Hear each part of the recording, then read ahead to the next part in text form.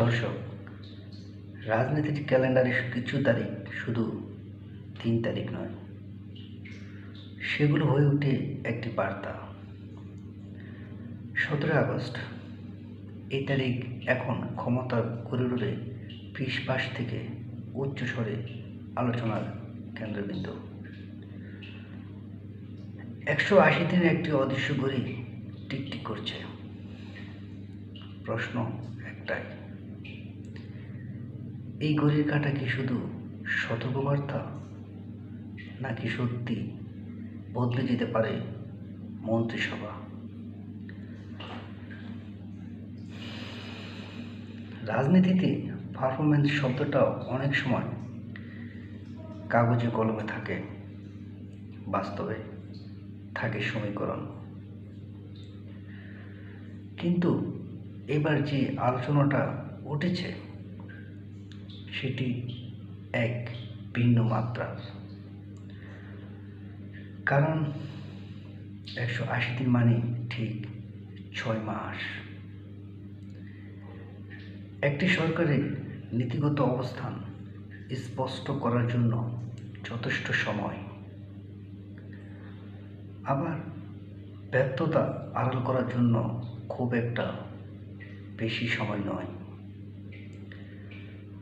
অর্থনীতি যদি চাপের মুখে থাকে, বাজারের অস্থিরতা যদি না কমাতে পারে, প্রশাসনিক গতি যদি দৃশ্যমান না হয়, তাহলে নেতৃত্বের সামনে দুটি পথ খোলা থাকে। যেমন ১, ব্যাখ্যা দেওয়া, অথবা ২, পরিবর্তন আনা। ইতিহাস যে কথাটি বলছে, অনেক সময় তৃতীয় পথটাই বেছে নেওয়া হয়ে থাকে, যেমন পরিবর্তন আনা। সাংবিধানিকভাবে মন্ত্রীদের নিয়োগ ও অবসরের ক্ষমতা প্রধানমন্ত্রীর হাতে থাকে, অর্থাৎ আইনের কোনো এখানে বাধা নেই। কিন্তু রাজনীতি শুধু আইনের খেলা নয়, এটি বার্তারও খেলা। ফেল করলে মন্ত্রিত্ব যাবে, এই বার্তাটি যদি জনমনে প্রতিষ্ঠিত হয়, তাহলে তা একদিকে জবাবদিহির সংস্কৃতি তৈরি করতে পারে, অন্যদিকে মন্ত্রিসভার ভেতরে চাপ ও প্রতিযোগিতা বাড়াতেও পারে। এমন পরিস্থিতিতে প্রত্যেক মন্ত্রী বুঝবে, তার কাজ শুধু দপ্তর সমালোচনা নয়, দৃশ্যমান ফল দেখানো।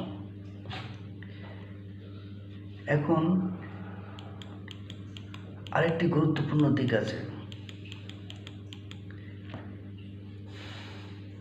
১৮০ দিনের মূল্যায়ন কি কেবল প্রশাসনিক সূচকে হবে, নাকি রাজনৈতিক আনুগত্য ও সমান গুরুত্বপূর্ণ?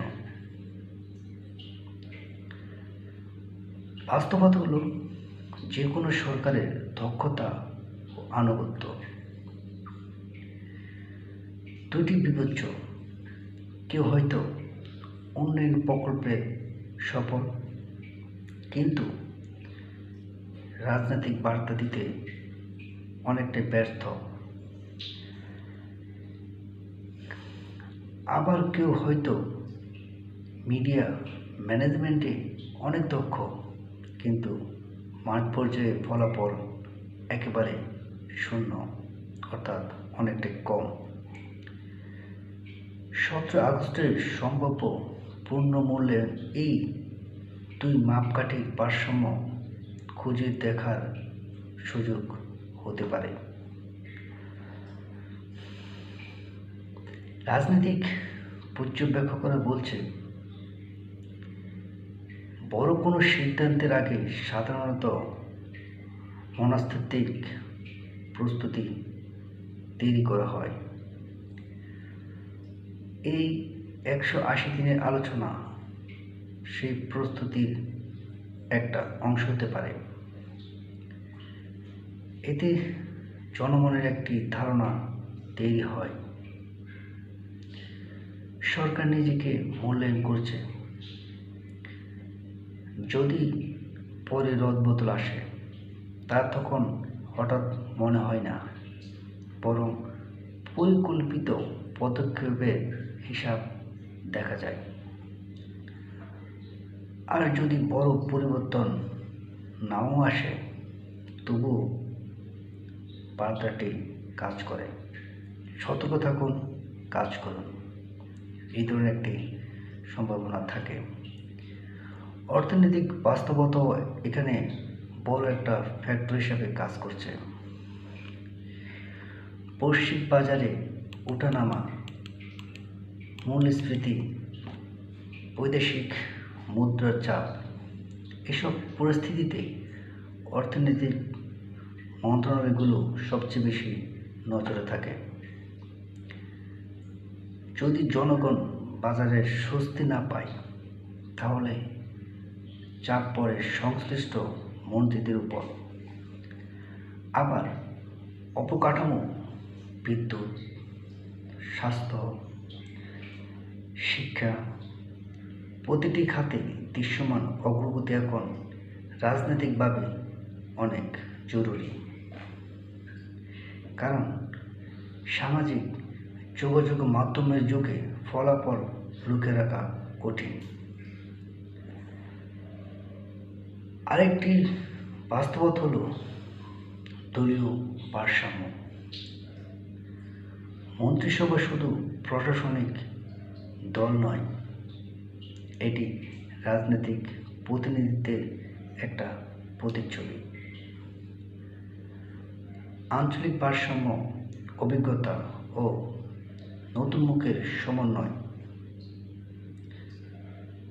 সবকিছু মিলিয়ে একটি কৌশলগত ছবি তৈরি হয়। যদি 17ই আগস্টের পর রদবদল হয়, তাহলে সেটি কেবল পারফরমেন্সের ফল হবে না, বরং বৃহত্তর রাজনৈতিক বার্তার অংশ হতে পারে। নতুন মুখ মানে নতুন উদ্যমের ইঙ্গিত, আবার পুরনোদের সরানো মানে করা বার্তা, একটা সমালোচনা। তবে একটা প্রশ্ন থেকে যায়, 180 দিনের মধ্যে কি বাস্তব পরিবর্তন সম্ভব? অনেক নীতিগত সিদ্ধান্তের ফল পেতে সময় লাগে। অর্থনৈতিক সংস্কার বা প্রশাসনিক পুনর্বিন্যাসের প্রভাব 6 মাসে পুরোপুরি দৃশ্যমান নাও হতে পারে। তাই মূল্যায়নের মানদণ্ড কী হবে, সেটি আসল বিষয়। যদি মানদণ্ড হয় দৃশ্যমান অগ্রগতি ও জনমতের পরিবর্তন, তাহলে কিছু মন্ত্রী ঝুঁকিতে পড়তে পারেন। আর যদি মানদণ্ড হয় দীর্ঘমেয়াদী পরিকল্পনা ভিত্তি স্থাপন, তাহলে মূল্যায়ন ভিন্ন চেহারা নিতে পারে। রাজনীতিতে সময় নির্বাচনও গুরুত্বপূর্ণ। 17 আগস্ট যদি সত্যি বড় রদবদলের দিন হয়, তাহলে তা হবে একটা বার্তা। সরকার আত্মসমালোচনা করতে প্রস্তুত। আর যদি দিনটি নিঃশব্দে কেটে যায়, তাহলে বোঝা যাবে এই ডেডলাইন ছিল চাপ তৈরির একটা কৌশল। বাস্তব পরিবর্তনের নয়, দুই ক্ষেত্রে রাজনৈতিক লাভ ক্ষতির হিসাব আছে। সর্বশেষ দর্শক, মনে রাখতে হবে, মন্ত্রিত্ব কোনো স্থানীয় একটা পদ নয়, এটি আস্থার একটা চুক্তি। সেই চুক্তি টিকে থাকে ফলাফলের উপর। 180 দিনের ঘড়ি তাই কেবল প্রশাসনিক সময়সীমা নয়, এটি রাজনৈতিক আস্থার একটা অগ্নি পরীক্ষা। 17 আগস্টের পর হয়তো আমরা দেখব নতুন মুখ, হয়তো দেখব পুরনোদের আরও শক্ত একটা অবস্থান। কিন্তু নিশ্চিত একটি বিষয়, এই আলোচনা ইতিমধ্যে একটি বার্তা দিয়েছে, ক্ষমতার চেয়ারে বসে থাকলে নিরাপদ থাকা যায় না। এটি তার একটা প্রমাণ, এবং প্রমাণ দিতে হয়। এখন নজর শুধু এক জায়গায়, ডেডলাইন পেরিয়ে কি সিদ্ধান্ত আসে। উত্তেজনা টান টান, সমীকরণ জটিল, আর রাজনীতির মঞ্চ প্রস্তুত। দর্শক, ভিডিওটি যদি আপনাদের ভালো লেগে থাকে, এখনই চ্যানেলটি সাবস্ক্রাইব করে, লাইক করে, শেয়ার করে দেবেন সবাই জানার জন্য। সবাই ভালো থাকুন, সুস্থ থাকুন। আল্লাহ হাফেজ।